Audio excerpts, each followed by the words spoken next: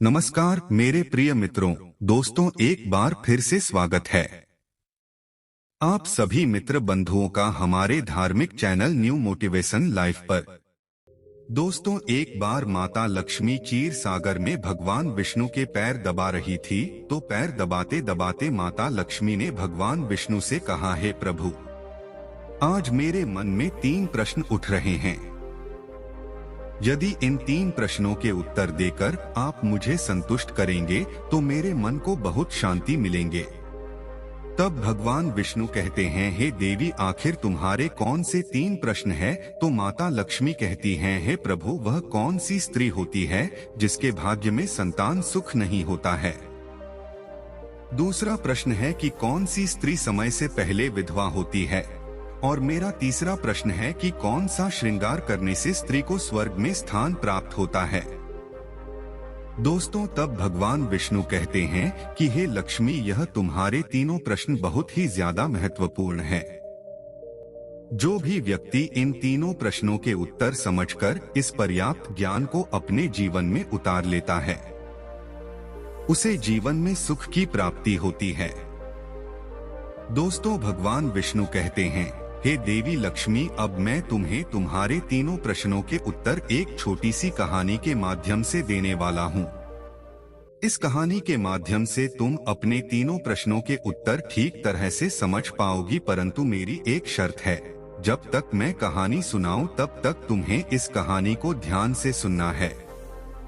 दोस्तों, वीडियो में आगे बढ़ने से पहले आप सबसे निवेदन है कि यदि आपने अभी तक हमारे चैनल न्यू मोटिवेशन लाइफ को सब्सक्राइब नहीं किया है तो सब्सक्राइब कर ले और वीडियो को लाइक करके कमेंट में जय श्री नारायण जरूर लिखें।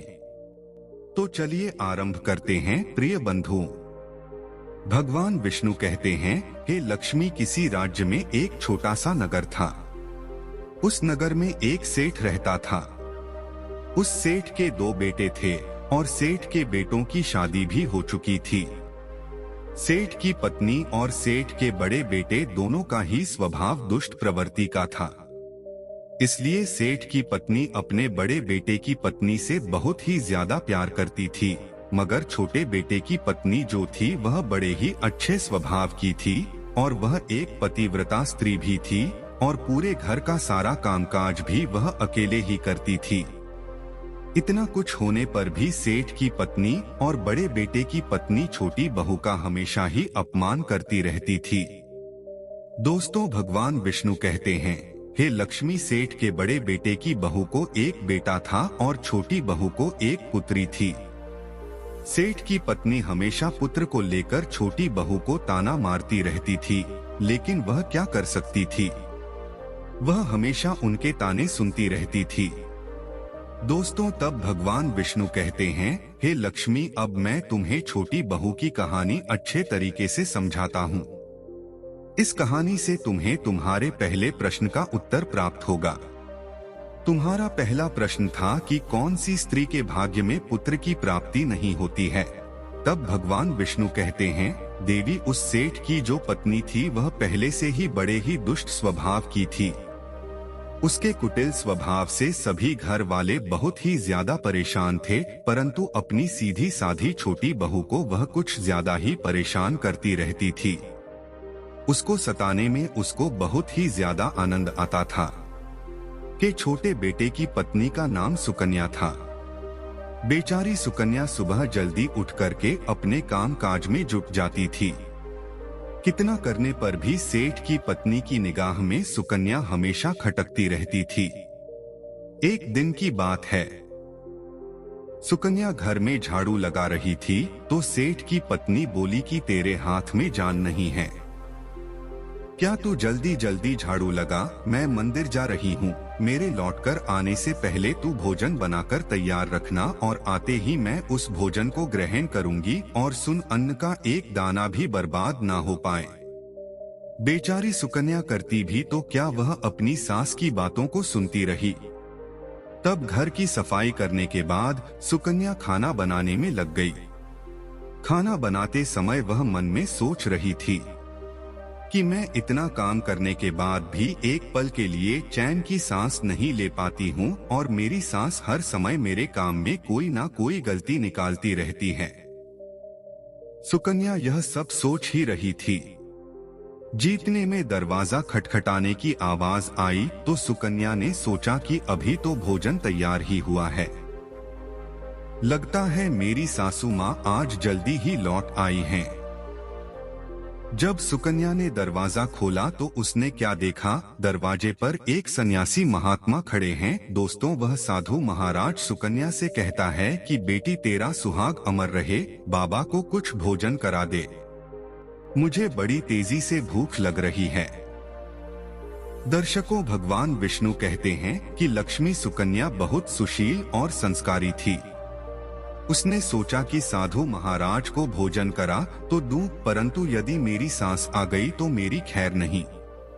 फिर कुछ देर सोच विचार करने के बाद में उसने सन्यासी को भोजन करने के लिए अंदर आने को कहा और उसी समय सुकन्या के मन में विचार आया कि सांस से डरना कैसा, यदि मेरी सांस आ भी जाएगी और मुझसे कुछ कहेगी तो मैं उनसे कह दूंगी कि मैं अपने हिस्से का भोजन इन महात्मा को दे रही हूँ। भगवान विष्णु कहते हैं, हे लक्ष्मी। फिर ऐसा सोच करके सुकन्या साधु को अंदर ले गई और अतिथि धर्म का पालन करते हुए उस साधु को भोजन कराने लगी। अभी साधु भोजन कर ही रहा था कि सुकन्या की सांस आ गई और फिर साधु को घर के अंदर बैठा भोजन करते देख करके उसका गुस्सा 7वें आसमान पर जा चढ़ा और एकदम से साधु महाराज से कहने लगी, यहाँ पर क्या किसी प्रकार का भंडारा या दावत नहीं चल रही है, जो तो राह चलते भिखमंगों को घर में बिठाकर खिला रही हो। सुकन्या ने अपनी सांस को रोकने की बहुत कोशिश की, परंतु उस दुष्ट स्त्री ने सन्यासी को धक्के मारकर घर से बाहर निकाल दिया और उसका खाना उठाकर फेंक दिया। अब उसका क्रोध सुकन्या पर टूटा और कहने लगी, अरे दुष्ट औरत, मैंने तुझे कहा था कि अन्न का एक दाना भी बर्बाद नहीं होना चाहिए, लेकिन तूने क्या किया, उस भिखमंगे को इतना सारा भोजन दे दिया। दोस्तों, भगवान विष्णु कहते हैं, हे लक्ष्मी। सुकन्या डरती हुए बोली, सासू माँ, मैंने सन्यासी को अपने हिस्से का भोजन दिया है। इसमें आखिर इतना गुस्सा होने की क्या बात है? द्वार पर आए अतिथियों को कभी खाली हाथ नहीं भेजते हैं, ऐसा शास्त्र कहते हैं। भगवान विष्णु कहते हैं, इस प्रकार काफी देर तक सास बहू की तकरार चलती रही। अंत में उस कुटिल सास ने सुकन्या को भी धक्के मारकर के घर से निकाल दिया। वह बेचारी रोती हुई घर का दरवाजा पिटती रह गई, परंतु उसकी सांस पत्थर जैसी बन गई। उसका दिल नहीं पसीजा। अब सुकन्या के पास में एक ही रास्ता बचा था कि वह अपने मायके में लौट जाए। दर्शकों, भगवान विष्णु कहते हैं, हे लक्ष्मी। इस प्रकार सुकन्या दुखी होकर के अपने मायके के लिए निकल गई और बीच रास्ते में एक घना जंगल भी पड़ता था। सुकन्या भूख प्यास से तड़पती हुई अपने मायके के लिए चली जा रही थी। तभी अचानक जोरों से बादल गरजे और मूसलाधार बारिश शुरू हो गई। भगवान विष्णु कहते हैं, बारिश से बचने के लिए सुकन्या ने एक पेड़ की शरण ली, लेकिन वर्षा का वेग इतना तेज था कि बचना मुश्किल हो गया था। अब उसी पेड़ की जड़ में एक कोठर बना था। सुकन्या यह सोचकर उसमें घुस गई कि बारिश रुकने के बाद में वह बाहर निकल आएगी और जब तक वर्षा हो रही है वह कोठार के अंदर बारिश से अपनी सुरक्षा कर सकती है। दर्शकों, भगवान विष्णु कहते हैं, हे लक्ष्मी। जब सुकन्या उस पेड़ के कोटर में घुसी तो उस कोटर के अंदर उसे एक साधु मिले। फिर संत ने कहा, बेटी रोना बंद करो, मुझे मालूम है कि तुम्हारे घर वाले तुम्हारा अनादर इसलिए करते हैं, दुष्ट प्रवृत्ति के हैं और तुम्हें ताना इसलिए मारते हैं कि तुम्हारी जेठानी को पुत्र की प्राप्ति हो गई है और तुम्हें अभी तक पुत्र की प्राप्ति नहीं हुई है, इसलिए तुम चिंता मत करो, मैं तुम्हें एक पर्ची देता हूँ। इस पर्ची में जो उपाय लिखा है उसे पूरी निष्ठा से करना और फिर तुम्हें एक गुणवान पुत्र प्राप्त होगी। दर्शकों, इस प्रकार वह संत महात्मा पर्ची देकर वहां से अंतर ध्यान हो गए। उधर जब वर्षा बंद हो गई तो सुकन्या को ढूंढता हुआ उसका पति वहां पर पहुंच गया और फिर सुकन्या मायके ने जाकर उसी जंगल में एक कुटिया बनाकर रहने लगी। भगवान विष्णु कहते हैं, हे लक्ष्मी, दिन की बात है। सुकन्या को पुत्र का ख्याल आया और सोचने लगी कि यदि मेरे पास में भी एक पुत्र होता तो ससुराल में मेरी भी इज्जत होती। वह ऐसा सोच ही रही थी कि उसे संत की दी हुई वह पर्ची याद आ गई और जब सुकन्या ने पुत्र प्राप्ति के लिए उस पर्ची को पढ़ा तो उसमें लिखा था कि बेटी, पुत्र प्राप्ति के लिए हमेशा स्त्री को रात्रि के समय पुरुष के बाईं तरफ सोना चाहिए। ऐसा करने से कुछ समय के बाद में बाईं करवट लेटने से नाक का दाव स्वर और दाहिनी करवट लेटने से नाक का बायां स्वर चालू हो जाता है। और फिर जब भी पुत्र प्राप्ति की इच्छा हो तो उस स्थिति में मिलन से पहले यह निश्चित कर लेना चाहिए कि पुरुष का दायां स्वर चलने लगे और स्त्री का बायां स्वर चलने लगे। उसी समय गर्भधारण किया जाना चाहिए। ऐसा करने से निश्चित ही पुत्र की प्राप्ति होती है और इसके विपरीत नाक के स्वर चलने से पुत्री की प्राप्ति होती है। दर्शकों, पर्ची में आगे लिखा था कि मासिक धर्म शुरू होने के प्रथम 4 दिवस में मिलन से पुरुष रोग को प्राप्त होता है। 5वीं रात्रि में मिलन से कन्या की प्राप्ति होती है। 6ठी रात्रि में मिलन से पुत्र होता है। 7वीं रात्रि में मिलन से बंध्या पुत्री होती है। 8वीं रात्रि में मिलन से ऐश्वर्यशाली पुत्र होता है। नवरात्रि में मिलन से ऐश्वर्यशाली पुत्री होती है। 10वीं रात्रि में मिलन से अतिश्रेष्ठ पुत्र होता है। 11वीं रात्रि में मिलन से सुंदर व अच्छे संस्कार वाली पुत्री होती है। दर्शकों, भगवान विष्णु कहते हैं, हे लक्ष्मी, इस प्रकार उस सुकन्या ने 10वीं रात अपने पति से मिलन किया और गर्भधारण किया।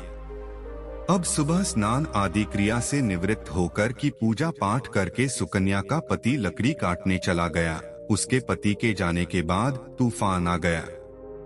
अब सुकन्या की झोपड़ी तूफान में उड़ गई और भारी बारिश होने लगी और फिर सुकन्या बारिश से बचने के लिए एक पेड़ पर एक पता लिखती है। ये पता उसी कोटर का था जिस कोटर में सुकन्या बारिश से बचने के लिए पहले थी। तो सुकन्या ने पेड़ के ऊपर पता इसलिए लिखा था कि जब उसका पति वापस आए तो पेड़ पर लिखा हुआ पता पढ़ करके उसी कोटर के पास आ जाए। दर्शकों, भगवान विष्णु कहते हैं, हे लक्ष्मी, उधर सुकन्या उस कोटर में आकर छुप जाती हैं, जो कोटर एक पेड़ की जड़ में बना हुआ था।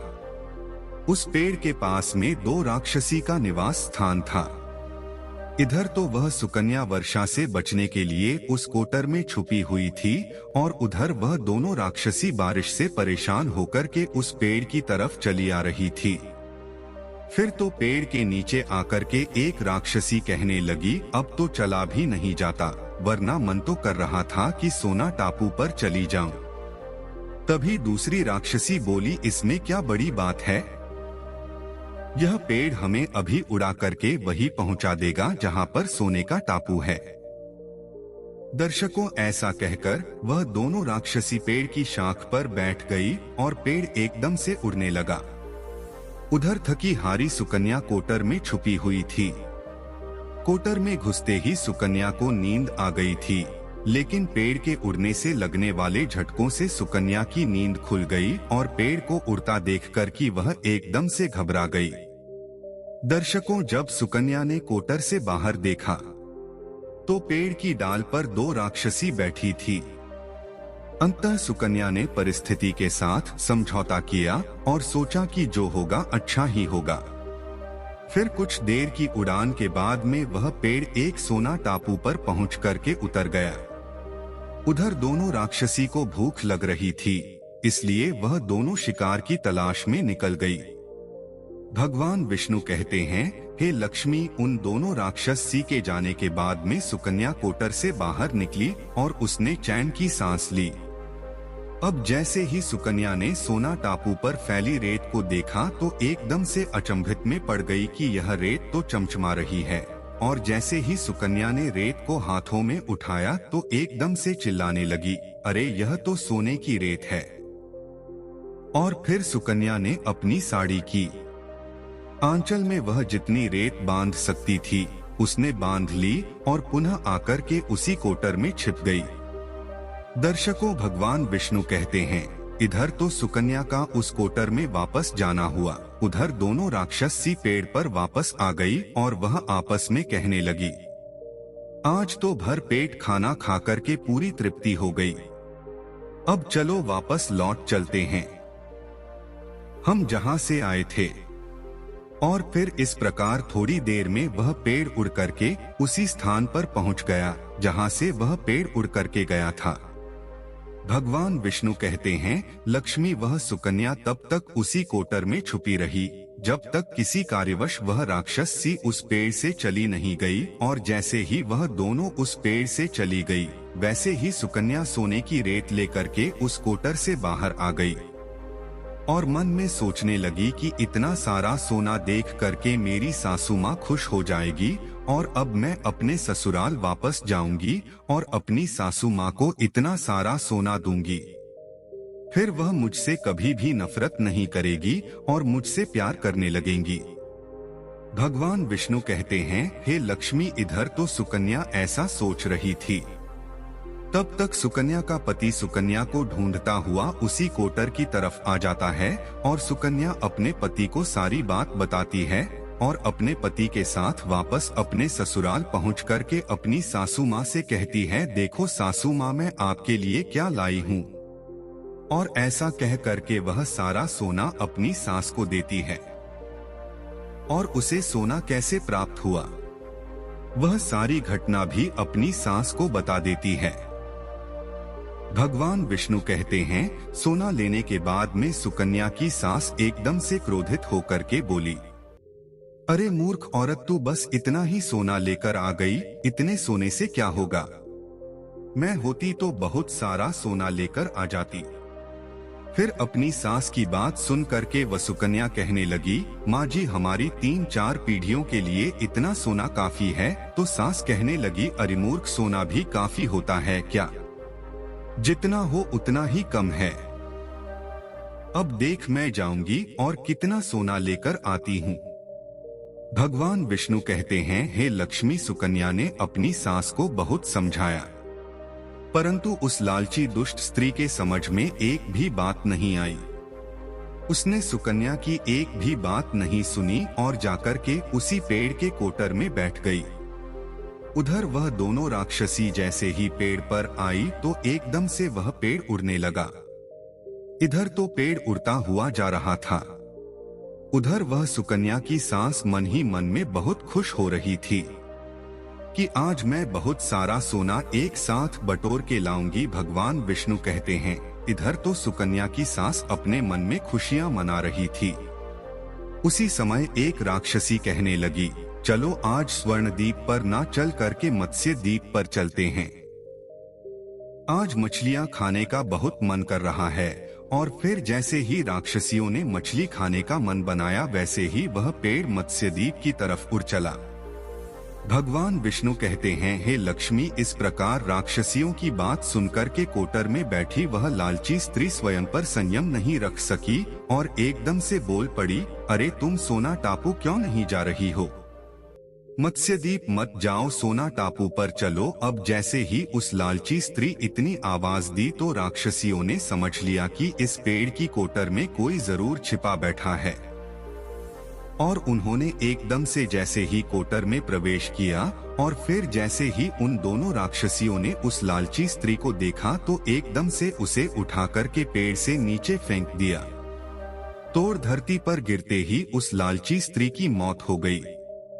अब जैसे ही सूचना उसके घर वालों को मिलती है तो उस स्त्री का पति यानी सुकन्या का ससुर सुकन्या के पास जाता है और उसे कहते हैं, बेटी, मैं तो उसे पहले से ही समझाता था, तू ऐसा काम मत कर, कभी भी किसी को लालच नहीं करना चाहिए, बेटी की तरह होती है, उनको प्यार देना चाहिए।